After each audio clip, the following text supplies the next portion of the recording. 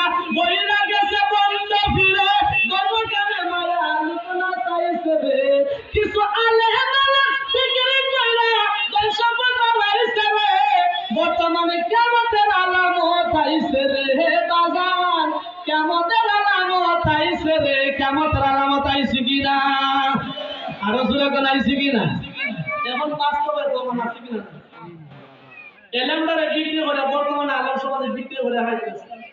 কিছু বন্ড পীরের কারণে সুন্নিদের উপরে বদনাম চড়াচ্ছে কথা ঠিক কিনা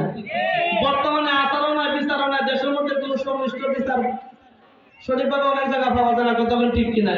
এটা কিয়ামতের একটা আলামত যে আমাকে দেওয়া হয়েছে পর্দাপুষিতা সম্পর্কে আলোচনা করা